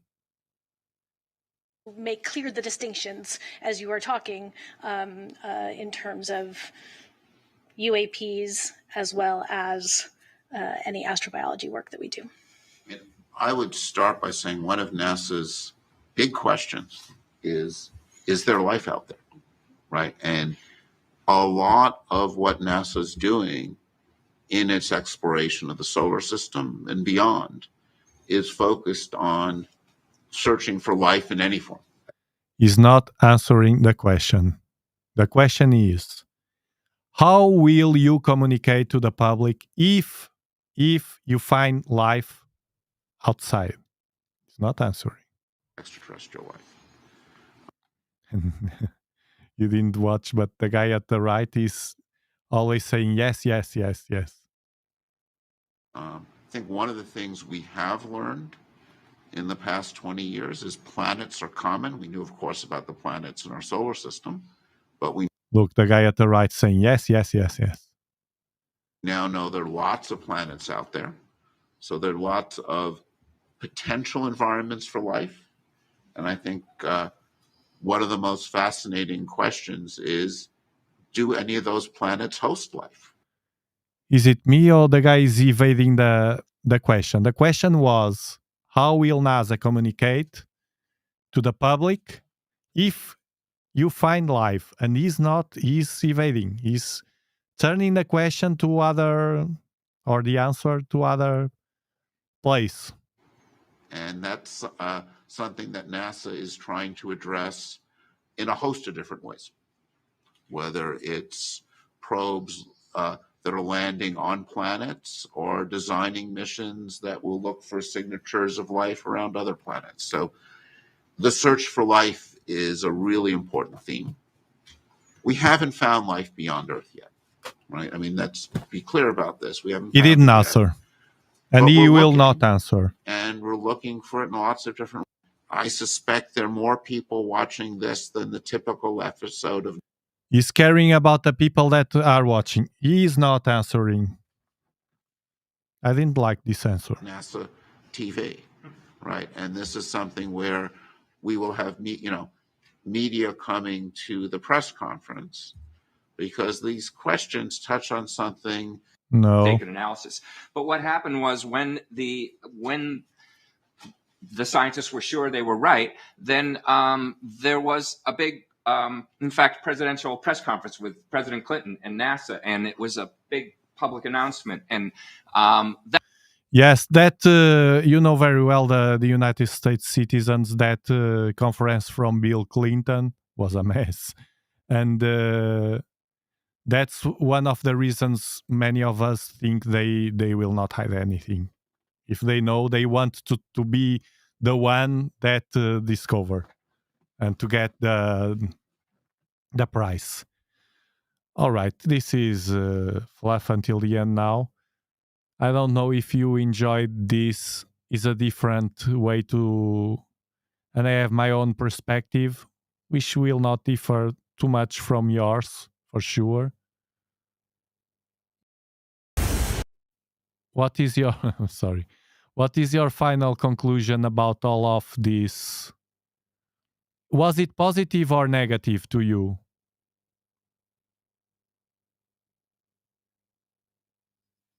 What is deflection?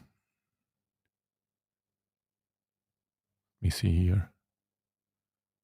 We put some Dobsonian power music now. Oh, I needed this stream. I was angry today about stupid people all over the place.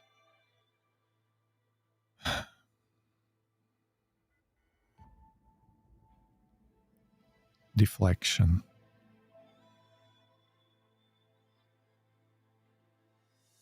Okay, books.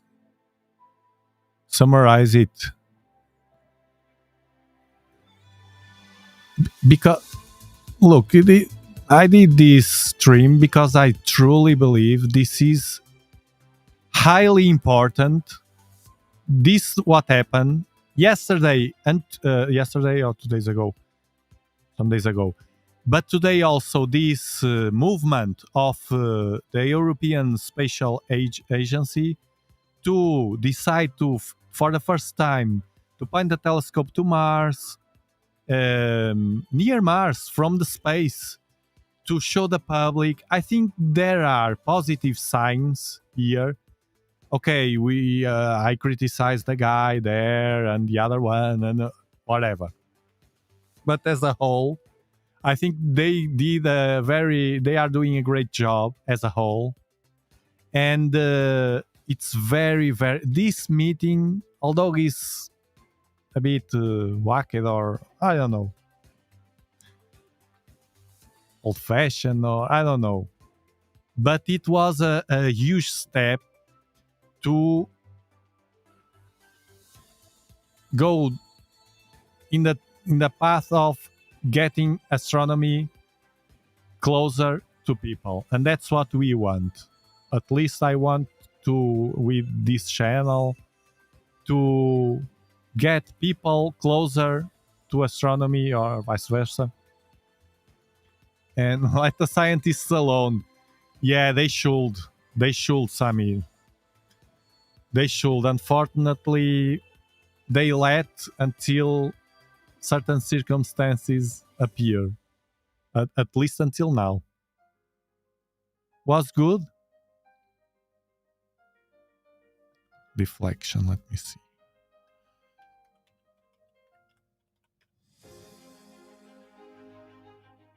Okay.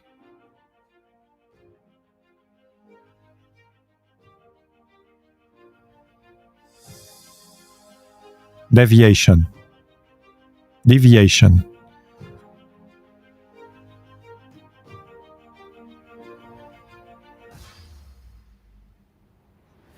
It was neutral. Yeah, kind of. We could say that. Antonio Cortes.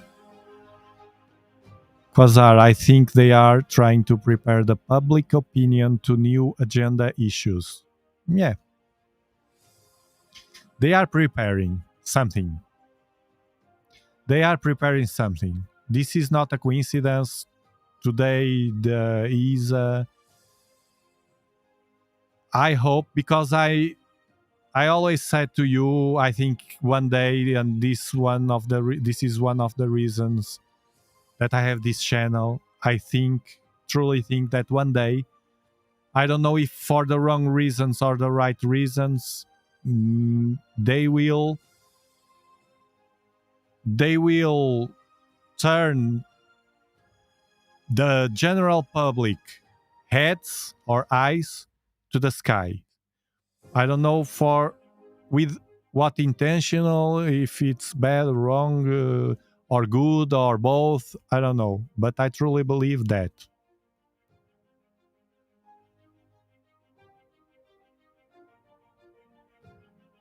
Yes, the distance from the solar system is important also, Clefemy.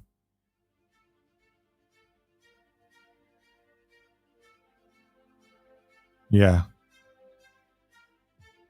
Ah, the last guy. Yes, deviation, of course. Yes, he deflected the answer. I'm always learning. The last guy, let me learn. The last guy deflected the answer. He didn't want to answer to that question, clearly. The politician. They are specialists deflecting. I don't know if he is a politician, but it has that in his veins. Maybe he wants to be, or I don't know. He has profile.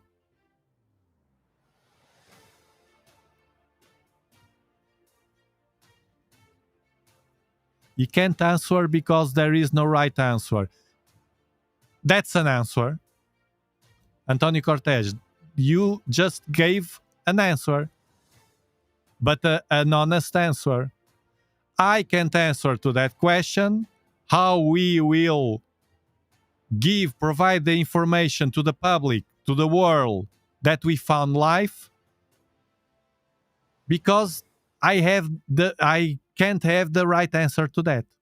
Period. It's an answer, but it's more honest, or may complete like, but we will try to figure the way, we have the department or whatever, the communication department or blah blah blah, they know how to do the things right. We don't I don't know, anything was better than deviation or deflection for people that are not stupid, like we are not, like we are not stupid. We understood very well. He was deflecting the answer. Why? You know, those things, those details. Did we really expect representatives from NASA to give opinions other than the ones they gave? Well, you saw the pilot was super uncomfortable to give an opinion that was not on the menu, on the card. That pilot, when he said, I never saw all these years anybody talking about UFO, he's sending a message. And then the scientist right after him jumped right after him to back up, because it's from the side of the science. It's a message between them. Look, you politicians, you should start to break that myth and talk about that, normalize that. Loads of people there, normalize that. I think it's very positive. And maybe other people, outsiders from the public and people from astronomy, start thinking different and start adapting as they did with the Dobsonians. Now some people, yeah, you can do something with the Dobson. This is a good example. Yeah, in the past they said, no, it's not possible, even knowing that it is. We have the proofs. But now some of them, yeah, you can do, it's astrophotography, it's a different astrophotography, but you can take pictures with it. Okay, short exposures, yay. We start listening, people talking, adapting the speech, because they are adapting their minds. And with many other topics, we are always evolving. Those ones that don't evolve will stand behind. They are preparing the human livestock to a new step in evolution. Yeah. Yes, Amir.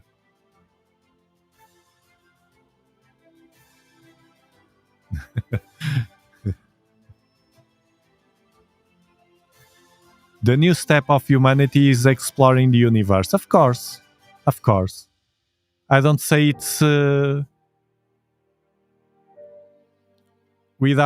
our lifetime that will happen things that can't happen now, as they were saying in the European Spatial Agency. I was watching the stream or listening sometimes at the background. I like to listen, and sometimes I watch, as some of you do here. And they were saying we have to be realistic. Right now, we can't. There was people asking them, when will we go now to Mars and live? No, we can't right now live there, but we will send people there to prepare that in the future. But they are preparing something. Thanks, books. Yeah, me too. Bedtime. Here it's almost 1 o'clock in the morning. Okay, thank you very much for being here, and I'll see you probably, if the weather allows, or tomorrow with a strawberry moon, or on Sunday after tomorrow with a Venus elongation. We'll see. We'll stick around. Thank you, and have a very good weekend. Bye-bye.